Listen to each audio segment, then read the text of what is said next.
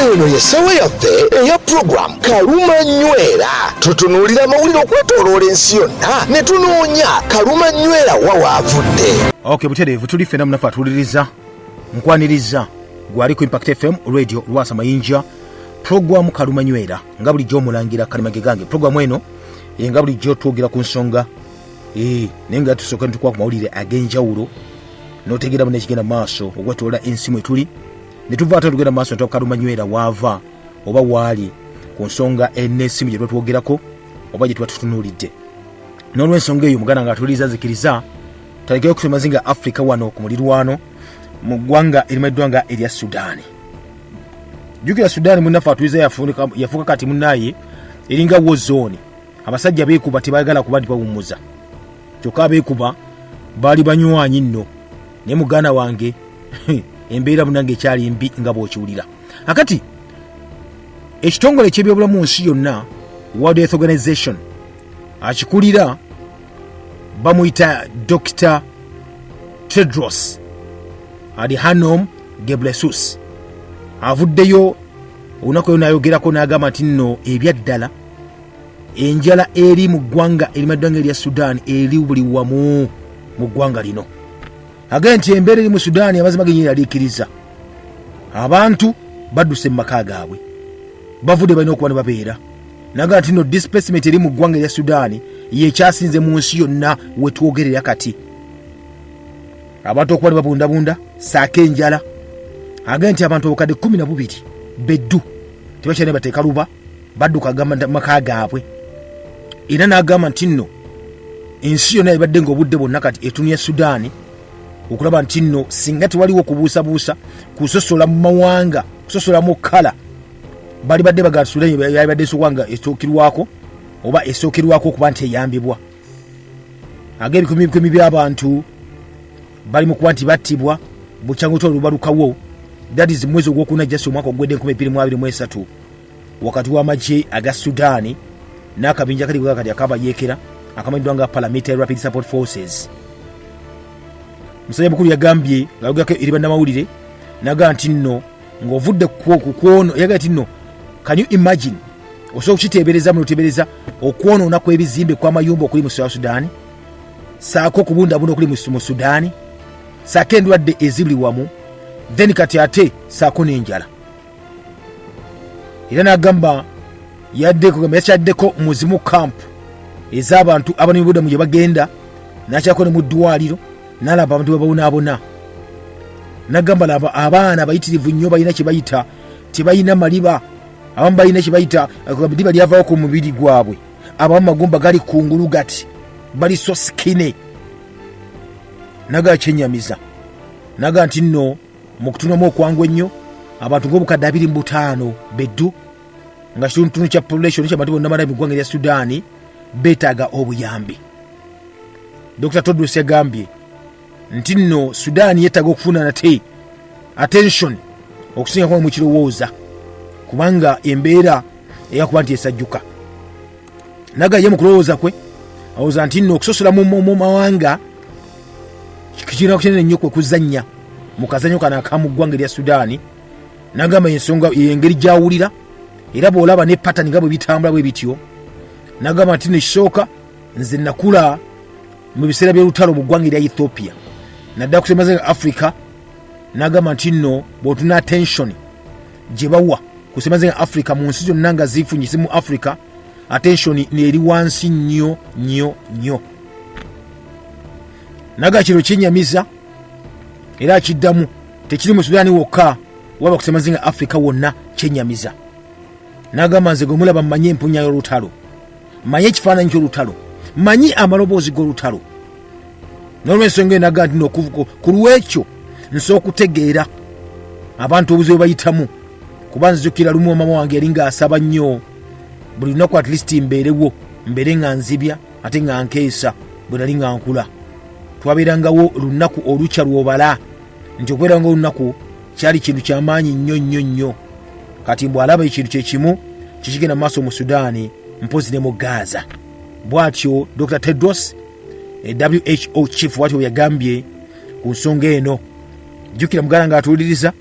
otogambye nti wabalukawo bana basajja bombiri betwogerako abatani ku lutalo luno ebiseera bya Omar al-Bashir nga president wa Sudani. Twalina General akulira amaje bamwitanga General Abdel Fattah al-Burhani. Then ate ayina munywanyi we bonna bali majege gamwago gwe bayita Muhammadi Hamdan Dagalo. Era bano bennyini be basala okuba nti bajjako Omar al-Bashir mu 2021 namuteeka ebbali namuganda lwakukyaye obajojomezza nnyo tebakyakwetaaga vaako ne bamuggyako ne bamuwamba. Ekyaddi abamuwambye mu kugamba n'obuyinza ate munaine bikyankalana nga ow'amagye ga Sudani agamba nti nze nina okuba nti nze ndi mu high command. Kyokka Muhammad ye gwe baleeta okuba naye munange ayambako ne w'amagye bano baali balwanyi booli omusajja amayitibwa Omar al-Bashir era mu gavumenti baalimu naga tojja kunkola ki tojja kumpisa mu ngaayuzo oba mu nkwawa nange ndi munene olina okumpa ekifo byenjagala mu gavumenti bagana okukkaanya era ekyaddirira kuba nti mune bajjirayo kye bayita emmundu. Ono twogerera bakolebwa bibiri ekiwayi ky'amagye ag'eggwanga erya Sudaani ekikulemberera General Abdel Fattah al-Burhani nono kati ekibinja kino ekya Rapid Support Forces ekikulemberera Muhammad Hamdan Dagalo kati baba mukyo bayita olutalo luno olufuusa olutalo mu ggwanga erya Sudaani. Setwogerera United Arab Emirates baade babasongamu nnyo olunwe ng'abwagira abayeekera bano aba Rapid Support Forces babawa ssente n'emmundu. Ate Saudi Arabia yennyini Saudi Arabia yate munange akakwate kayina n'amagye gana ga Sudaani bamukali munange avujjirira bw'atyo mpolampola n'ekyewuunyisa entuula ez'okuzza emirembe n'okusansibwa okulwanyisa ezatuula mu Saudi Arabia ne mu ggwanga erya Amerika zonna zikyaganya okuba nzikomekeza olutalo luno olugenda mu maaso mu ggwanga erya Sudaani muganda nga atuuliriza waliko Impact FM radio Lwasa Mayinja. Nkujjeeyo tugendeko mu ggwanga erimaddwanga erya Ukraine naye munange olutalo lwe lugenda mu maaso wakati wa Ukraine eggwanga erimaddwanga erya Russia ekyagenda maaso okuba munange kati eddiza ebifo ebimu Ukraine yali maze okuba nti eddiza mu kabuga kamayiddwanga mu region emayiddwanga eya Kursk Russia ebyeddiza mpolampola. Wetwogerera munaffe atuliza amawulire agava mu ggwanga erimaddwanga erya Ukraine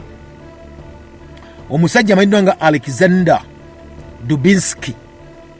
yesterday onaliko member of parliament era member of parliament yesterday ne yetwala mu kooti oluvannyuma kuba nti David Mukomera bali bamutandika emisango egyinyi okuba bamusibye lwavudde mu kooti n'agenda mu kooti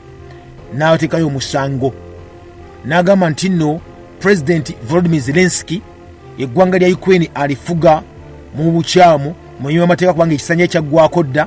ng'ennaku 20 omwezi ogwokutaano omwaka guno. Akati ono abadde musibe okuva mu November oguwedde bamusaka emisango gy'okulya mu nsi olukwe. Akati agamba nti Zelensky ebyaddala nga president yagavaayo n'ayongeza ekyo bayita okulonda okwa ggwanga erya Ukraine kwali kwakubeerawo nga 31 omwezi ogwokusatu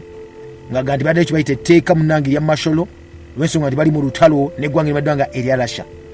Kati MP ono Dubinsky agamba ekintu kimu mu kuteeka omusango gweteekayo mu mwezi gw'omukaaga ng'oggwako aga Zelensky ebikolwa bye byonna byonna birinnyirira kye bayita constitution basemateeka wa Ukraine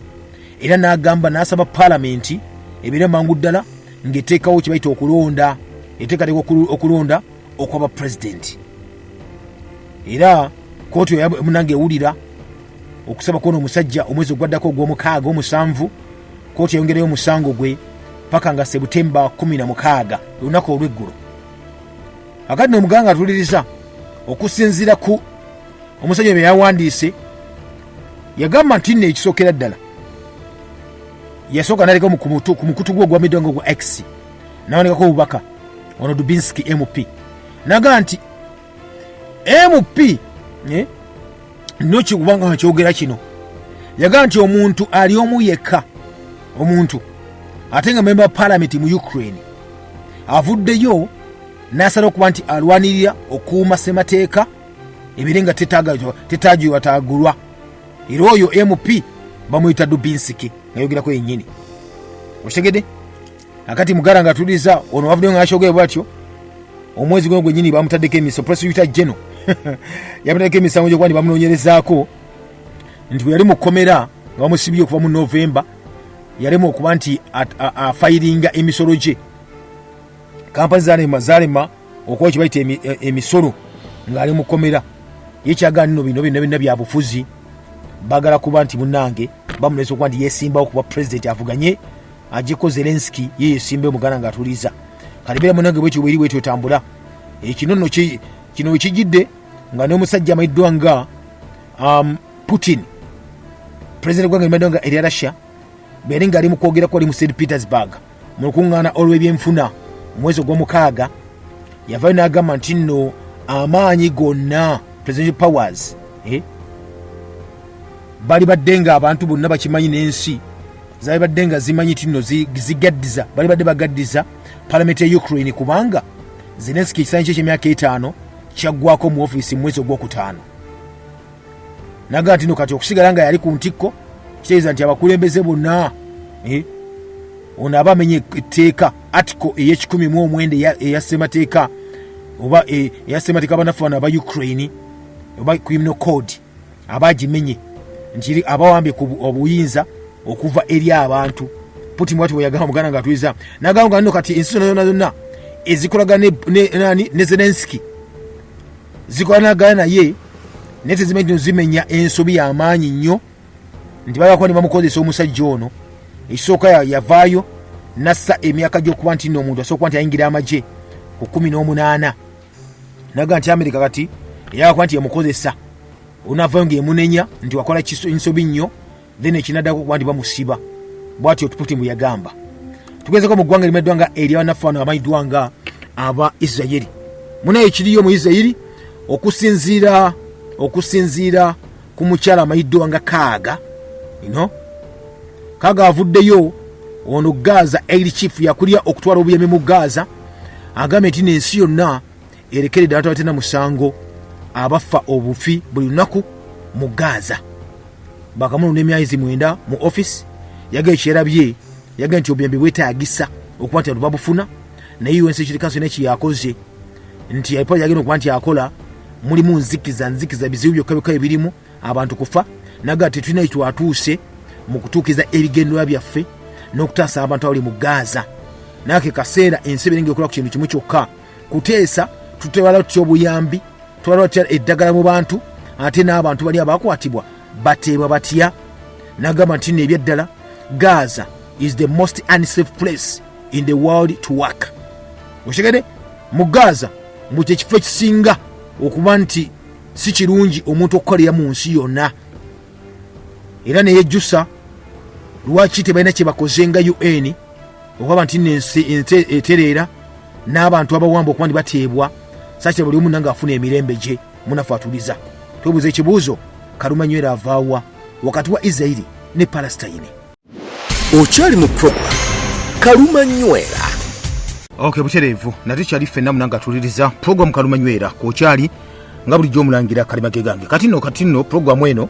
ngwega nti tunana te Kaluma Nywera wava wakati waba nafa amayiddwa nga Abafirisuuti bayita Abapalestine mpozi n'Abayudaaya bayita eggwanga limayiddwa nga erya Isirayiri era tumaze okulaba nate Abayisirayiri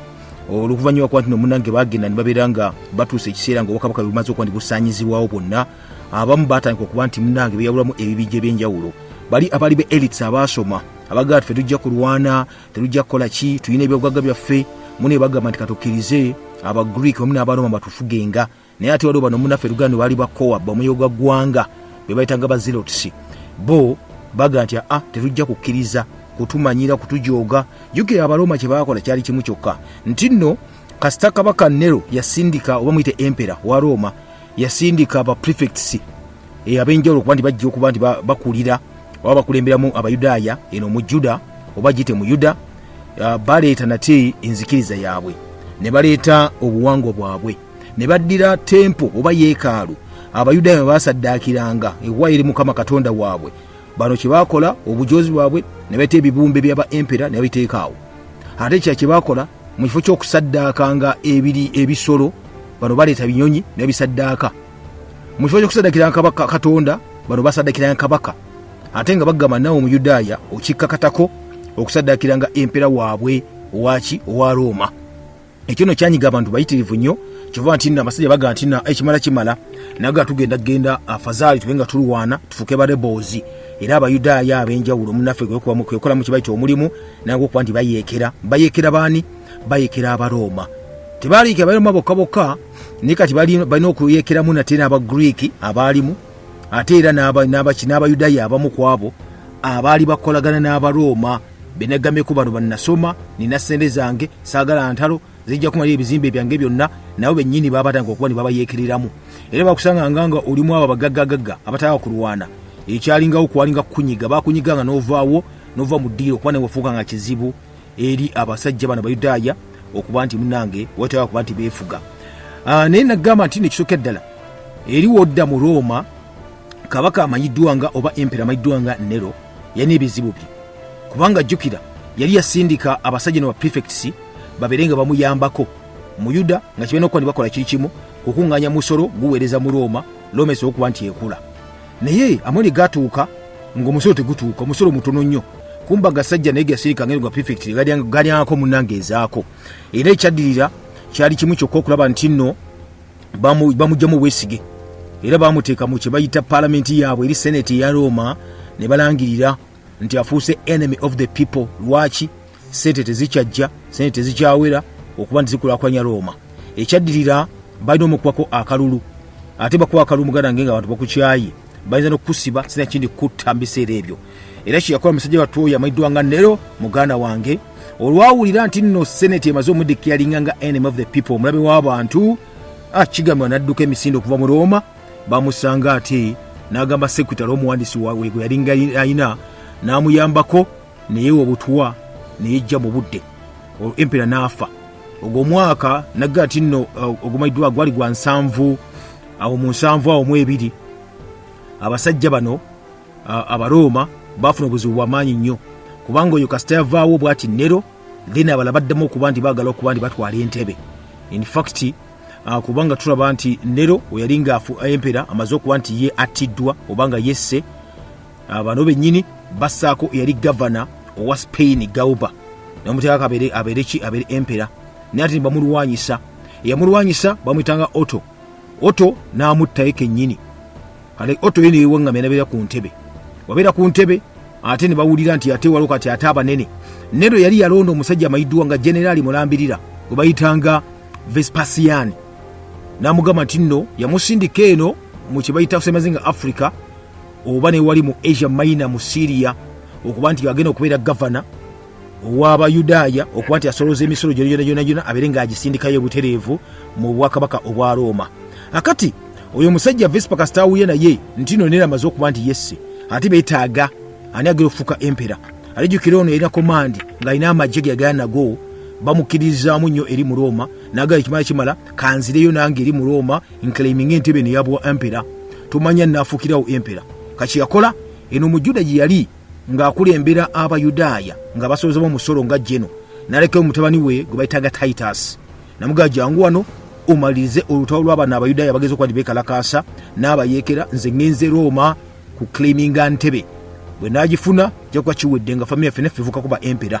Akati oyo naye omusajja naye yeesitula adda mu Roma era omwaka ogwo bagamba baguyita omwaka ogwa Year of the 4 Emperors eri mu ggwanga obwakabaka bw'Abaroma ekyomunaye bwekyo bwe kyali. Akati nno muganda nga tuwuliriza ekyaddirira ono akomyewo Yesu akomyewo mu Roma aclaiminge naye oba empera ogwo. Then ekyaddirira ng'alese omutabani Titus amulese eri mu Yuda. Titus akulembera Abayudaaya, Abagriiki, Abaroma abaaliwo awo. Kane ng'ekikulu kyali nti nno tato yamulekera amagye ago gali gakuba gakubawo yenna omuntu anaabasudde omutwe naddala nga mu Yudaaya ayaga kwekalakaasa oba okuyeekera nga baga okuba nti bagoba Abaroma mu bwakabaka oba mu ggwanga lyabwe mu kitundu kyabwe babere nga bennyini munange basobola okuba nti beetongola. Munange olwaddirira amaze okuba nti alekebwa mu mbeera bwetyo amagye agayina g'amaanyi nnyo nga bw'okiwulira tata we yagenze mu Roma okuba nti munange afuna oba claiminga kye bayita entebe ey'obwa emperorship. Omusajja kye yakola ono Titus naye okuba nti naye munange alumba baani Abayudaaya. Yalumba ekibuga ekimanyiddwa nga Yerusalemi eyo kuba baali bakubayo ekitebe kyabwe nga bakozewo ne gavumenti yabwe y'ekiseera ng'Abayudaaya. Munange yagirumba n'aga nti nno muwanike oba ngenda bakuba. Abasajja baga nti nno terujja kuwanika era baga tujja kulwana paka omusiikale asembayo. Abaana, abakazi n'abasajja bonna mwoyo gwa ggwanga Buganda wange beekolamu omulimu nayaga nti nno gavumenti yaffe erisa gye twateekawo wano tetujja kuba ntukola ki so okuba nti tugivaamu tujja gyebeereramu ddala. Muganda nge kye yakola omusajja ono Titus Omuroma kwe kuyingira Yerusalemi ekibuga n'amagye amayisirivu ennyonyi ddala ne basooka bakuba abantu ne batta abantu era be tuyita abayeekera bano Abaroma Abayudaaya ebyaddala abasinga obungi ennyo bonna ne batwalibwa nga bali awo bambi tebakyalina kyakkola. Abamu bawanise ne babeera ne bafuuka ba refugees abanoonyi obudamu. Onomanyi okunoonya obudamu mu kitundu ate ekyo kyennyinnyini babassa mu kampu balina okuba nti babeera awo. Kakati bakola kye bayita confrontation eyo ne kati n'abakulembera mu kulwanagana bo baga tugenda kukola tutya. Gavumenti nno bamwoyo gwa ggwanga twalinamu babika byali bibiri balaga okuba nti bennyini balaga okunafuwamukko naye ne bagaa tujja kuba ntukireka tujja genda mu maaso tulabe nti maybe ekintu kituusa munayi ku level endala. Kati omu ku abaali okulemberamu bano Abayudaaya bamwoyo gwa ggwanga bamuyitanga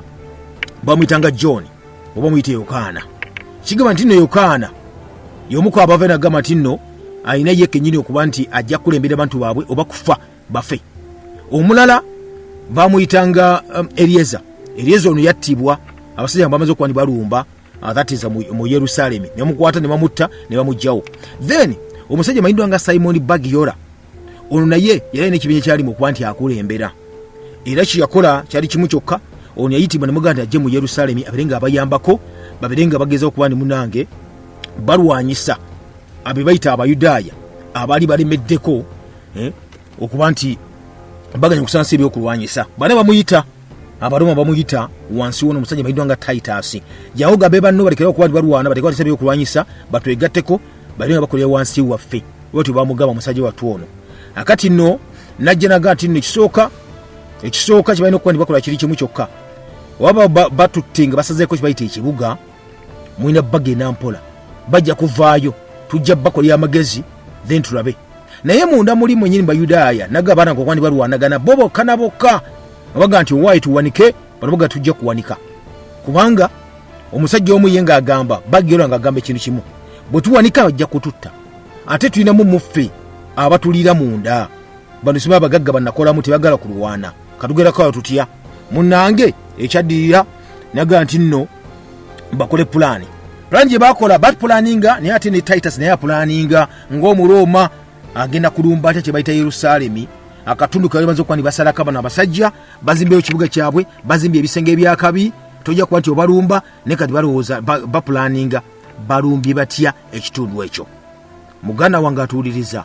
abasajja ngegeti n'Abayudaaya bazimba ebisenge ebyenjawulo biri bituyita ne bazimba zandaaki n'ebisenge balinga bisatu birambirira nti okwatuukako olina okuba nti obuusa ekisenge ekisooka ekyokubiri n'ekyokusatu ate nga wobiyitirako muganda wange oba ojja kufuna either kasaale oba ffumu oba mayinja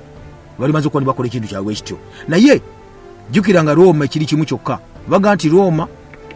mulemeddwa okukuba abasajja bano obwakabaka Baroma bwe bujja kuswala ate nga bwe bamanyi nti balina amaanyi mayitivu nnyo baga okuba nti batwala kye bayita ensi yonna okuba nti obwakabaka babutwalira ddala nga empera walina okuba nti abeera. Kaki bakola munnafe atuliza okuba nti tebasobola kuba nti balumba ekibuga Yerusalemi okuba bakiteeka ku ttaka. Amagisi gakola muganda ng'atuuliriza ag'Abaroma kwe kwetoola ekibuga ne gakolawo kampu ey'olubeerera permanent camp n'ebeera awo waweru w'ekibuga. Wamala ogikolawo nga beetoolodde ekibuga kyonna kyonna bweti amagye gajjudde ne basooka batandika okuba nti basima kye bayita emikutu trenches okwetooloola ekibuga n'ebisenge byonna ne bagenda okuba babisima nga babyetoola bati era kye bakola bo bamaze okusima ne bagaa nti okay Abayudaaya bazimba ebisenge kati nabo bamala okusima emiwaatu egyo ne baga okuzimba ate ebisenge nga biwanvu nga Abayudaaya bazimba okwetoola Yerusalemi yenna. Otegeera nga kyebagala kiri ki nti kati bwewanga ozimba ebisenge twaga tukutuukeko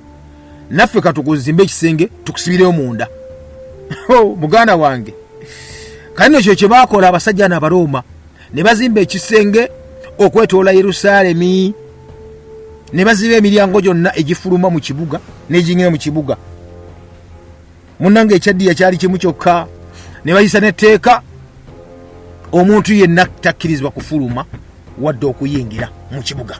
era nagezako bwati n'okwagala okudduka tugenda basibira munda omwo oba mulifanya mufenjala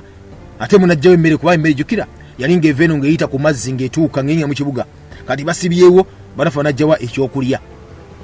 ne bayogera nti omuti naye gwe mukwatya mu watu wagwaffe gwe tumaze okuteekawo nate kitegeeza yakuba nti ayaga kukola ki kudduka mumukwate tugenda mukomerera ku musaalaba ng'ensi eraba mugane nge bakikolera ddala era kye baakola waggulu w'ekisenge waggulu eri nga batuse waggulu nga ne bobeera mu Yerusalemi olwenga ekisenge kyabo kye bazimbye Abaroma ne basooka bateekayo nate agafufugufufugu waggulu eyo gatunde mu Yerusalemi bwe bakwata bakwanika ku kisenge ne bakutta ng'ensi eraba amazima gennyini kigamba nti nenjala tanga okubanga eruma abantu abali mu kibuga kino Yerusalemi abalala ne batanga okuba nti baagala okudduka bafulume mu kibuga bagenda naye ku kyokulya naye bafuluma nga boti nga bakwata era kigamba nti abasajja abaakomererwa awo ng'ensi eraba balinga 500 birambirira mu lunaku buli lunaku 500 kyali nno kibi nnyo ekyo muganda nga bakulembeze kati bano bamwoyo gwa ggwanga okwali John Owagishala ne Simon Bagiola kye bakola kwega ntino tujja kubanga tukola ki tuyimirira era ne bagamba abasirikale bonna n'abantu baabwe mutugatteko bulungi nto nga tudiferinga ekibuga kino Abaroma nonkoli banasooka ne baconstructing bazimba ekisenge kino ekiwanvu bwekiti mune babagamba abantu balina kyakulya era ekyaddirira abantu okuba bafuluma muganda wange oli ajja naga nno munteŋŋende gatogenda bagenda kuttirayo munteŋŋende mukwanga n'okwo munaffe abamu baafanga n'okufa beekubanga ate ne bafa n'okufa kakati nga balwanira munda mu bisenge kyokka ate nga bafuluma wabweru era ojja kubanga okola ki ngera ofa kakati emmere nene yali okuba nti eyingira emmere ey'empeke eŋŋano yonna muganda wange atuuliriza yagera maaso nebeera nga eyokyebwa bagyokya nga kigagabe kiri ki abasajja mu Roma mugundi munda mu kisenge ekya Yerusalemi bakizuula nti n'Abaroma bano bali bagana kulya emmere yaabwe yali esigaddewo ntonotono ne bagyokya nga kali katufiire wano banjala tujafa mukolo kumwe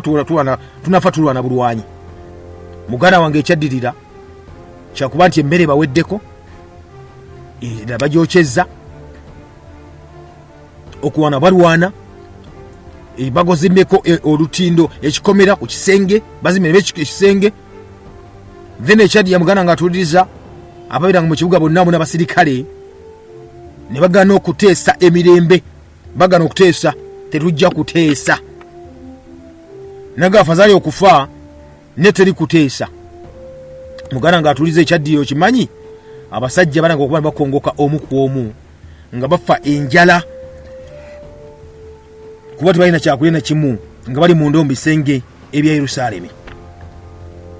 akati muganda nga atuliza kigambibwa nti nno abaafa nga bagenda abaafa enjala basukka mu 600 kwaliko abasajja kwaliko abakazi aba buli mwaka kwaliko n'abaana ate bonna abageza kwali badu resistinga kye bayita okubulumbaganyi nawe bennyini munaffe atuliza nawe wataya kulwana walina okukwata ekitala ateesa olumbe bakuttire kuki wali ng'olwana kati abakazi n'abasajja bonna bagati wali ejja kusigala kuba munnamu gye bakufa kati okufa nga tolwanye afazaali fiira ku mulimu nga balubu ne bagamba nti nno okudduka mu nsi yaffe eya Yuda n'okudduka mu kibuga kyaffe Yerusalemi afazaali afiiridde wano amba tujja kugenda mu nsi ndala kubeera banoonyibwa budda mu nsi ndala tulina kufiira wano munnanga abantu battibwa era otolugenda okukomekeza luti ebyaddala nga kikambwe nnyo nga bw'okiwulira wetuuka mu Yekalu waliwo abaali bazze okuva ebule n'ebweya okuba nti bazze okulamaga mu Yekalu ey'Abayudaaya beyita ba Jewish diaspora abali mu nsi ez'ebweru olutalo lwabasangayo munda era kigaa nti nno munaffe okumanya ati n'abantu bali baafa bayinza okuba nga kade kalamba ak'Abayudaaya ogasseko n'abaali bazze okuba ni balambula bonna basibirayo munda mu kibuga Yerusalemi era baafiirayo era bonna ne basirika mwaka twali mu 7 kigamba nti nno ebyaddala okusiba ekibuga kwatwala emyezi 7 basibye ekibuga just imagine oli mu nnyumba yo nga bweri obuwanvu bweti oli nagyetolozaako ekisenge yonna nga tofuluma toyingira kyokka nga emmere ogijja bweri mu katale tewagiguze tewakoze eki okumala emyezi 7 kati either ofuluma n'olwana ne bakutta oba ofa enjala bwekyo bwe kyali muganda nga atuuliriza mu kibuga Yerusalemi ng'Abayudaaya bafa mu mbeera bwetyo. Titus ekyaddi ya muganda nga atuuliriza kye yakola kyali kimu kyokka n'alagira kubajjukira Titus nagano yali mutabali gwe baaleka emabega oli Vespa gwe yaleka emabega okwati ya taking over Abayudaaya bali bagenzi maaso kwandi bakyekalakaasa ba rebels abayeekera ab'enjawulo. Kye yakola muganda nga atuuliriza n'agamba nti nno kale bamaze okuba nti bafa bamaze okuba nti kati bakkakanye tulumbe Yerusalemi eyo njagala ng'eri ku ttaka njagala ng'eriwa ng'eri ku ttaka bagaa nti nno tulagidde wesitukidde balumba Yerusalemi abasajja abasirikale Abaroma ne basooka batta abali basigadde nga baliyo tebakyalina n'amaanyi amaanyi gabawadde enjala ebaluma tebalina kaakulya tebalina ki bakusanga bafumita ffumu oba okyali mu kaakakola baga nti onajja kusigala onajja kukola mu muteeko ali ebbali ng'omuddu nga bakusiba emigo bakuteeka ali ebbali muganda bamaze okuba bayingira mu kibuga Yerusalemi bakimenye olwamala okimenya kyonna ne bakikumako kye bayita omuliro nga bamaze okinyaga kyonna nga bamaze okukola ki okukinyaga kyonna ne bakikumako kye bayita ennaali omuliro nekiteta. Abaroma batandika okuba ndi balumba buli kafo konna ke bamanyi weakest sport konna ak'ekisenge era ekibadde ekisenge bakiyuzayuza kyonna ekyazimbibwa okuba nti kyetaasa betaasa kuba kuba ndi bayingira nga kya 2-3 mirambirira. Akaseera katuuka muganda wange tekyabayamba akaseera katuuka nga balina okuba bennyini ekisenge kibetidde era muganda nga Baroma okuba nti bayingidde baza okuba ndi banyaze baza okutta abalala tenga abaddu bakitaddeko batadde ekibuga bakikumidde ekibayita omuliro kyasa okuba kisaanawo kye baakola mu mwezi gwali gwa ku 5 ne basooka bawagane bagaa nti nebyaddala naffe tulukuza eki tulutudde ku nfeete kubanga tumenye ebisenge byonna ekisooka ekyokubiri n'ekyokusatu. Akati mu biseera nga balumba banatera okuba nti bamaliriza okuba nga amazzi Yerusalemi yonna bano Abaroma bitwogerako bamwoyo gwa ggwanga abakulemberwangamu John Gisara bali bakyali mu temple bati bakyagikutte bagaa tetuvaamu eno mututtirawo ate abo bali bakulemberwamu abasisali abali bakulemberwamu Simon Bagiyara bo nabo nga bali mu kibuga ekyowaggulu baba naffe tujja kuba ntuvaawo wano kati temple oba Yekalu Eyokubiri gyetwogerako yali balimu nga bagiganiddemu juko yali yalongoosebwa Kerode yennyini yagizimba n'agirongoosa bulungi nnyo era naga ndino kiwedde muganda nge naku zali 29 nenkera nga 3 omwezi gwali gwa Julaayi ogw'omusanvu omwaka ogwo 7 ebyaddala temple yali esigadde nawo ne bagikuba ne bagiteeka ku ttaka yonna nesaanawo. Ebisenge 3 ebya Yerusalemi n'ebeera nga muganda nga atuuliriza biteekeddwa ku ttaka wamu ne Yekalu naye ng'eteekebwa ku ttaka n'obuyumba bunono bwali bugiriraanye era ekyaddi yanga eggame tinno ekibuga kyonna ne bakikumako kye bayita ennaali omuliro ne kiteta abaasigalira nga balinamu kutuwaanyi babatwala nga abaddu miranga abamu babakuba mayinja ababazika obateekako butezi kinyamba nga omuntu afudde bakussako jjinja. Munnange ekyaddiya mu kaseera kennyini ako omusajja John owa Gisara amazima yaraba nga tekijja kukola bwe kityo n'awanika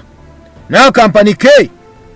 eri amagye gaani aga Agripa II agali gakuuma olubiri wali omanyiddwa nga olwajjatapata ate Simon Bagiyara ne munnange ne n'awanika yeewanikira wali munnaffe okuliraana ku Yekalu yennyini akoze eki Yekalu we yali wennyini weyawanikira anti Yekalu ng'eri ku ttaka Eyokubiri second temple. Munange ebyogagga binene byali mu temple wa mu Yekalu nga mulimu amayinja g'omuwendo mulimu kyebayita tabba kyebayita webakoya saddaaka emmeeza gye bagamba ey'omugaati emmeeza ya Mukama byonna babinyaga abasajja ne babitwala anti byali bya muwendo nga bitemagana biti bya zaabu. Eyo baga ati emmeeza yalinga erabirwako bulabibwa oyeka gwe bayita high priest owa Yekalu. Era ebyeddala bano basajja bajjanga bagitwala ne bagyolesa ne bagitambuza mu street mu makubo ga Roma nga Titus ali mu kulaga obuwanguzi bwatuuseeko nga azze oluvannyuma kuba nti munanga amaze okuba nti akuba abantu bano. Era bagitambuza ne bagiraga abantu bonna mu Roma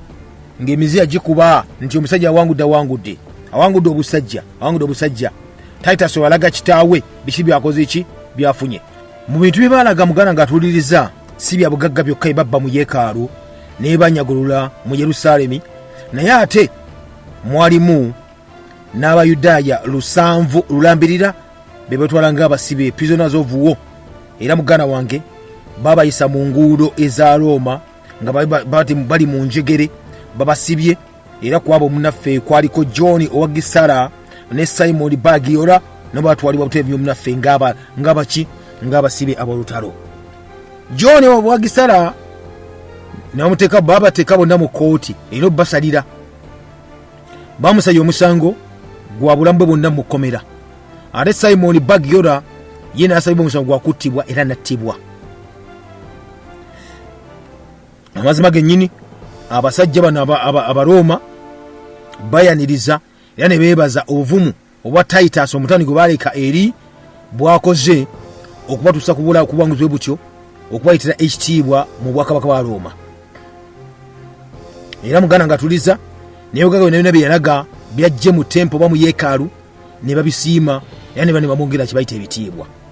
Yerusalemi olwo nga kigudde ebyaddala nga kigudde tekyaddawo kiri ku ttaka. Yekalu eri ku ttaka. Eyokubiri gye bamaze kuba ne bazimba kayodi gye yazimba bagyeddabiriza ng'eri ku ttaka. Munnange ekyo tekyakomaawo. Mu mwaka gwa 71 Titus ono aga nti agagendako nate era mu Roma. Kakati nno nga military governor omupya yamala okuba nti atuukiza omulimu ogweri mu Roma ne balondayo military governor omupya okuva e Roma agenda okuba nti amudya mbigere yaddeyo mu Roma then basindika ono eno mu Juda ne mu Syria birenga yagenda okuba nti ekikwasaganya. Kati gwe baleeta omupya oba gwe baselekita omupya bamuyitanga Sextus Lucilius Bassus. Ono bamuga nti genda kati mu Yuda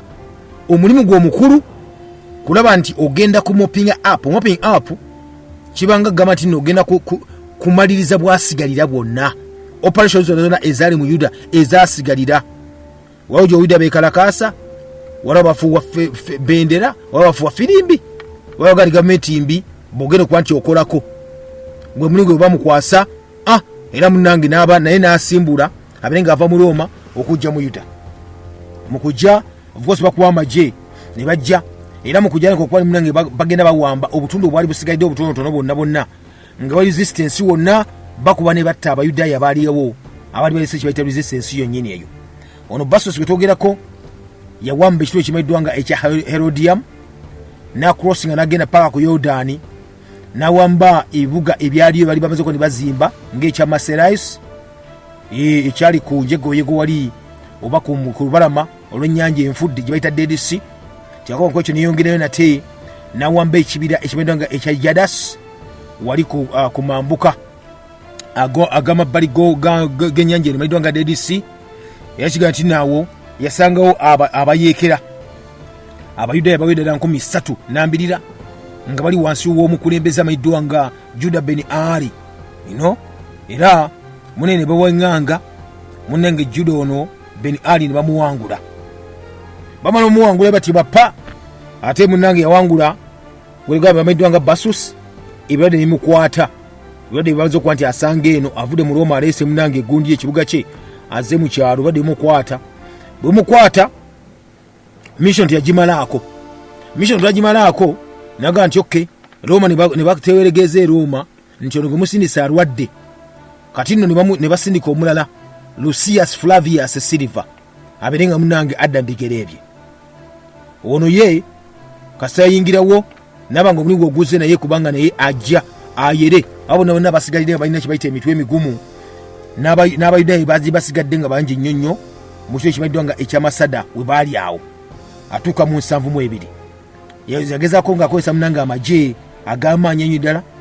enabeera nga munange asatte n'okuba nti munange balunnya n'okutta ebikumi n'abayudaaya bali basigadde era abasinga obungi munnaffe abasukka mu 10,000 oba mu 1,000 ne batwalibwa nga abasibe. Kigambibwa nti nno abasirikale be yasindika ono bali bamutwala omulamba bagenda bacekinga bakola pekiseni batta abayudaaya bali basigalidde awo nga goba mwaka kangubanguba bakutwala ng'omusibe ono kale n'okola ekyobuddu. Munnange oluvannyuma okuba nti nno orders ze yayisa ekiteeso nti nno buli muyudaaya nenawe omanga gy'oli eyo tukusaba nga tunakutuukako wabadde owanika nosalendalinga novaayo bulungi nnyo ne tukola kale ng'omusibe. Abayudaaya abamu baabigaana naye tujja kuvaayo era Silva kye yakola omusajja ono n'ateekawo beesi ez'enjawulo naye n'ayeetoolooza ebizimbe inofotoezo n'azeetoolooza nate ebizimbe eby'amaanyi n'agyetoolooza kye bayita amagye ag'enjawulo. Era ekyaddirira kwe kuba nibana okumenya ebisenge eby'ebizimbe bino mwaka gwa 73 kigana okugamba nti nno abantu abalimu abaire beesibidde munda muno kwabo 967 mu 906 bawo okumenya ebisenge biti ne betta bakomitinga suicide betta naga otutwala nga abaddu mwe basajja mu Baroma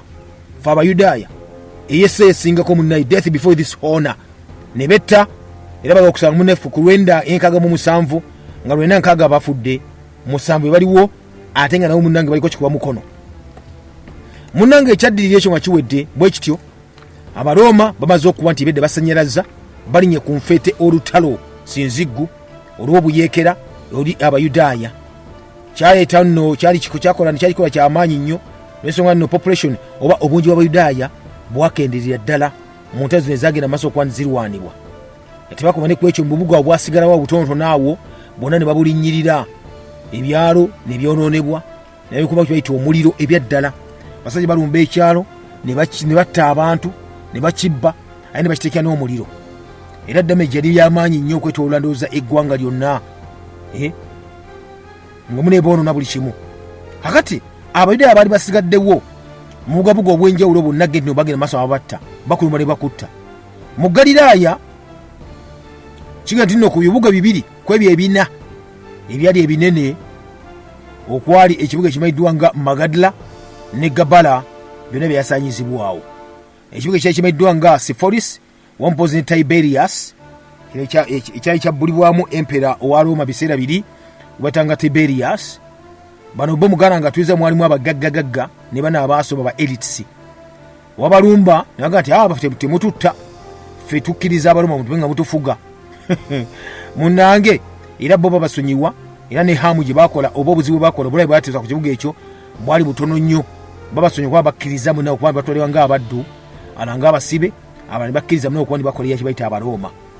Akati okusanyizibwawo ebyaddala kwagenda maaso ne kusala paka eri mu Yorodaani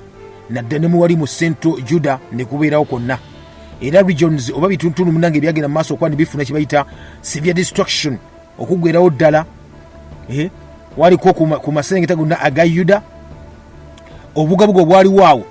kwali Lodi kwali Eveni ne buga ebiriranyewo kaawo katono nnyo nebyo actually obutinitini obwo bwe bulinga kati obwasigalawo nga bwo tebwononeddwa nnyo kubanga n'abantu baliwo batono nnyo naye nga okusinga okwonoonebwa ennyo nnyini ddala bagala ne mu nsozi Abayudaaya gye bali beekweka ennyo yonna ne basaanyaayo ne kugamba webagala nno Yerusalemi naye kuba nti eggwaawo yonna n'ensozi gye bali baddukira nayo ne bazisaanyaawo ennyumba zonna ne bazookya era amazima ge nyibaga kibalamu ng'ebitundu 9 ku 10 eby'Abayudaaya basaanyiziddwawo abaali mu Yuda n'ebitundu ebiriranyeewo. Era kigambo naffe atuwuliriza nti Abaroma kye baakola abana basigalawo ng'ab'amaanyi wakola ng'olina ku kiwago oli mu Yudayo n'ekiwago bakwatanga ne bakutwala ng'omuddu. Era kigamba nti nno ku kaseera kamu Vespa oba Vespasian yasindika bayita ba prisoners abayudaaya kakaaga, prisoners of war,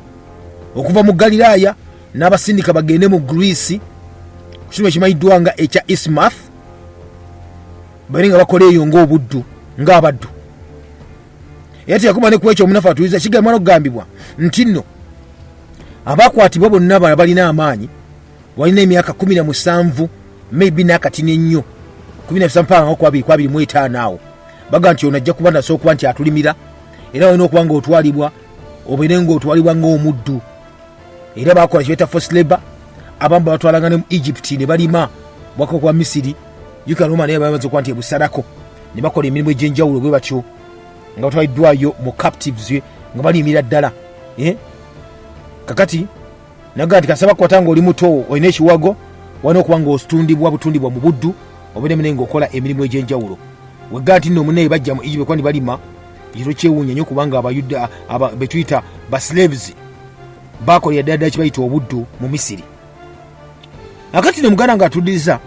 baga nti kimu ku kyakusatu eky'Abayudaaya abali mu Yuda bonna baggwawo mu kwekalakaasa oba mu kulwanagana okwo kwennyini ebyaddala. Nga balwana ki? Balwanagana bannaffe bamayiddwa nga Abaroma. Era ekita bantu ekyaliwo ekyo n'obugabuga obw'enjawulo n'obuna bwetoloddaawo nti abamu baafa kibayita enjala, abaddukanga ekiwalazima balugana teri kibayita mmere, ate kasaba mala kwamba saze ku kibayita Yerusalemi yonna n'ekizingwako kitegeeza munaye baafa. Then ebitundu nga kimu ku 10 eky'Abayudaaya abalala abali mu Yuda bano baawambibwa ne bakwatibwa Abaroma. Era nga munne tolina kubajja ojja kuddukira, olina kukkiriza bukkiriza. Abamu babayisa bubi babacunya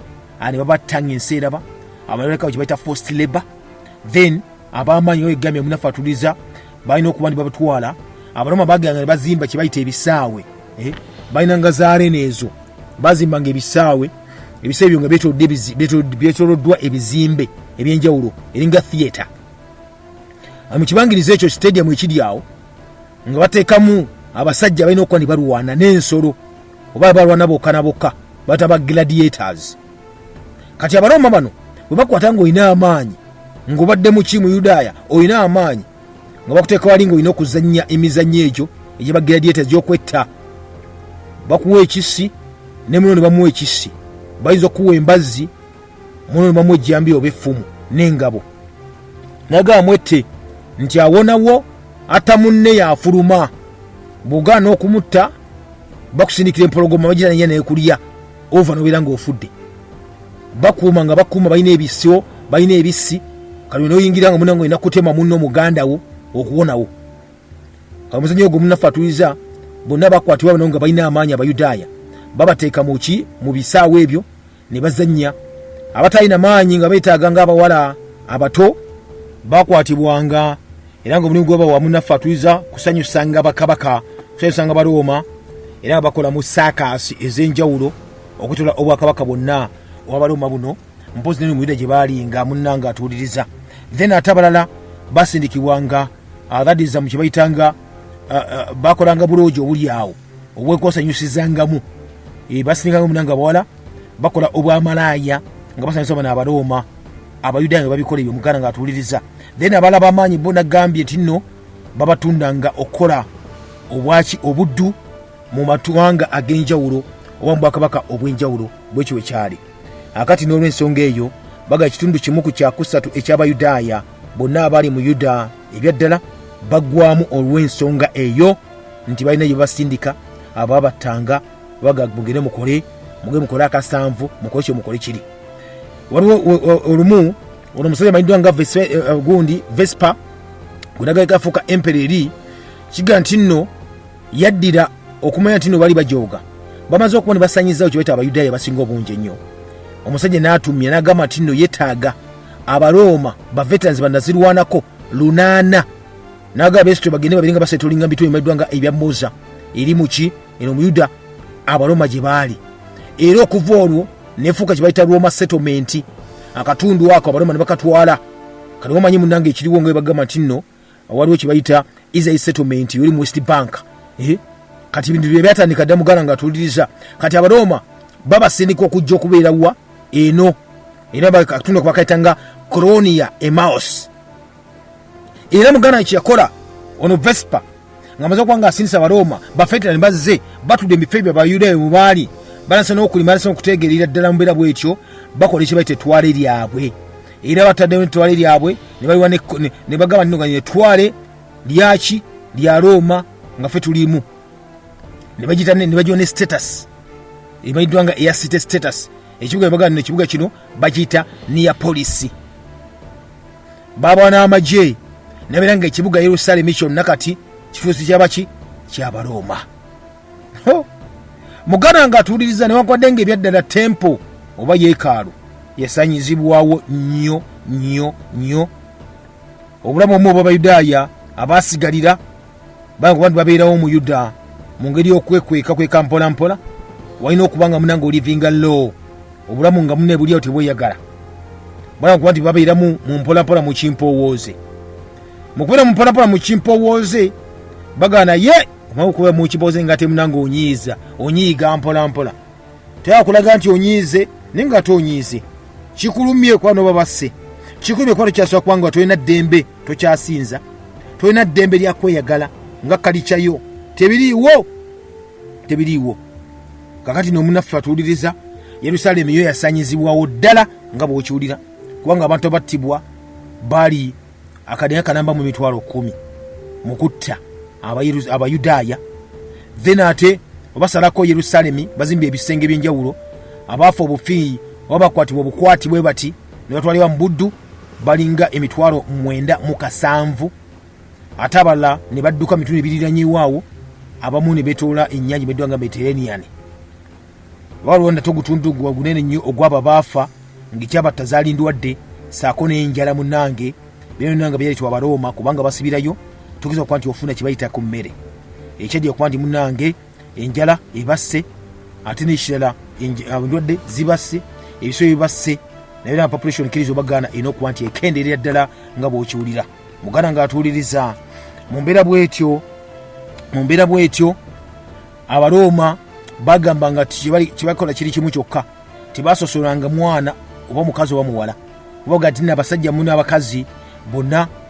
baali balaga kibayita determination yali yeemu n'olw'ensonga eyo bakwatako era mubatte kyenkanyi okujjawo tubeeta okuba tubakozesa bajja okuba nti basigalawo bokka muganda ng'atuwuliriza tebakoma ku ekyo oba mu provinces endala ez'enjawulo Jerusalem maze okuba nti egwa kigudde kyonna Titus yakola okimanyi Titus yakola yateeka ssente mu kibayita ssente bitirivu nnyo n'agamba nti nno kati